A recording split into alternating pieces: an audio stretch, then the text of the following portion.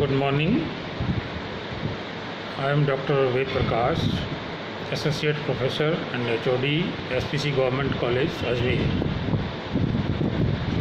आज हम MDS university Ajmer के द्वारा जो सिलेबस विद्यार्थियों को, खास करके BCom पार्ट फर्स्ट के जो विद्यार्थी हैं उनके लिए जो सिलेबस दिया गया है, उस सिलेबस में शुरुआत से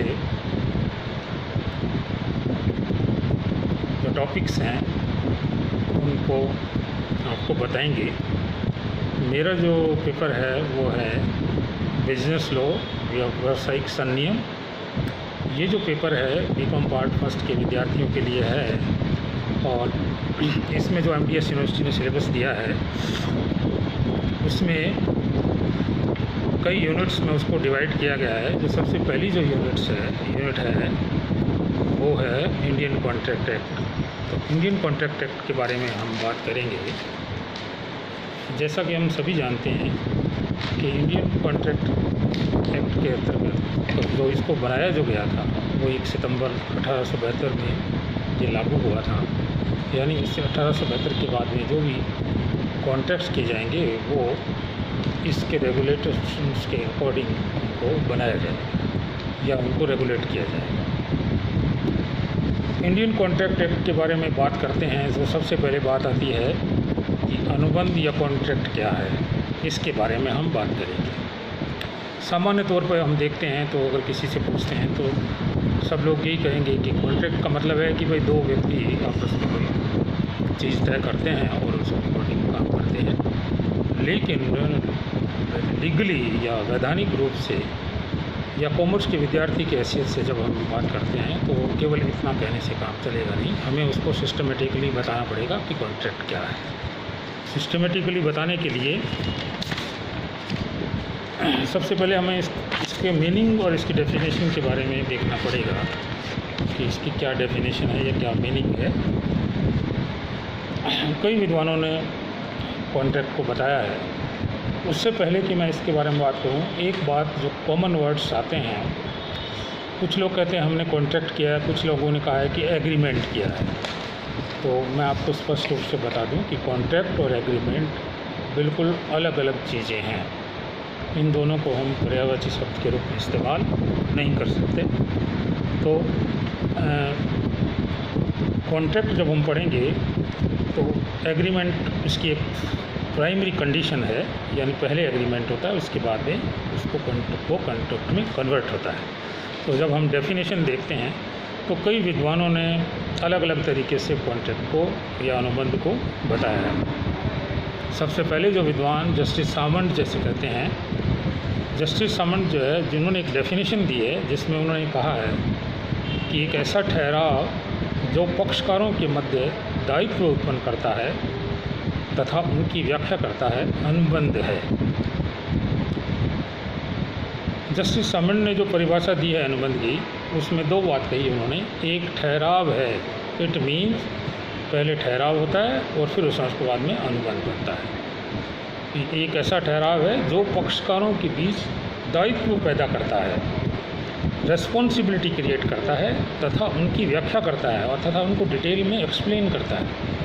तो जैसा हम देखते हैं, दो व्यक्ति जब कोई काम करते हैं या कोई कॉन्ट्रैक्ट करते हैं, वो क्या करते हैं, आपस में बैठकर के तय करते हैं कि हम जो काम करेंगे वो किस तरह से करेंगे। एक व्यक्ति माल खरीद रहा है, दूसरा बेच रहा है, तो माल किन किन शर्तों के अधीन बेचा जाएगा, कितने रुपए में बेचा जाएगा, क्या उसकी प्राइस होगी, क्या कंडीशंस होगी, ठीक है। तो उसकी डिटेल उनको बताता है। इसी तरह से फ्रेडरिक पोलक जो है उन्होंने भी एक डेफिनेशन दी है। उन्होंने भी यही कहा है कि प्रत्येक ठहराव तथा वचन जो राजनियम द्वारा प्रवर्तनीय होता है अनुबंध है। इसमें भी वही बात लिखी कि ये ठहराव है, दो व्यक्तियों के बीच म्यूचुअल अंडरस्टैंडिंग या कंसेंट है।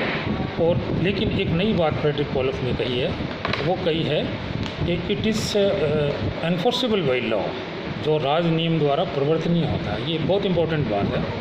इसका मतलब है एक लीगल आउटपुट जो है वो उसमें आ जाता है।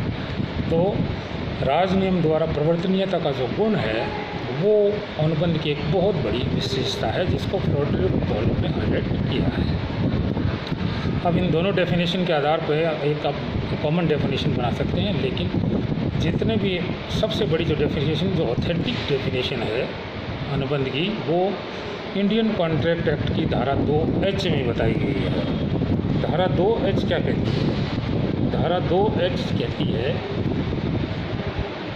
कि अनुबंध एक ऐसा ठहराव है जो राज नियम द्वारा परिवर्तनीय है।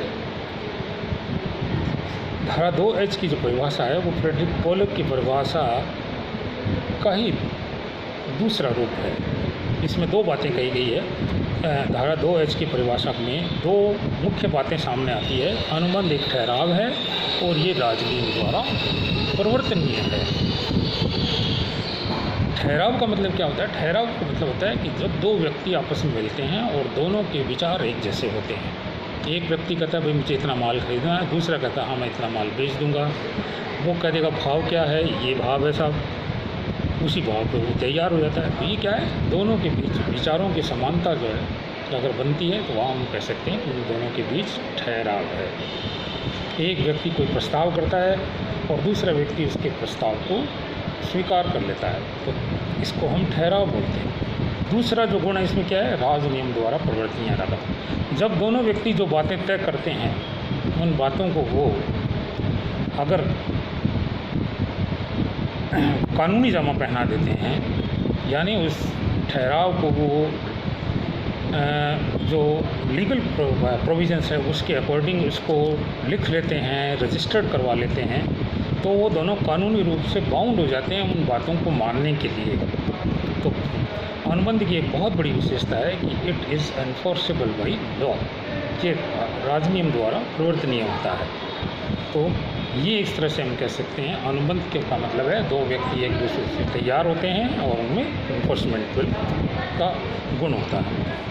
अब इसके बाद हम ये देखेंगे कि कॉन्ट्रैक्ट या एग्रीमेंट वैध अनुबंध जो है उसमें क्या क्या चीज़ें होनी चाहिए। हाँ, तो वैध अनुबंध के आवश्यक लक्षण क्या क्या हैं इसके बारे में हम बात करते हैं।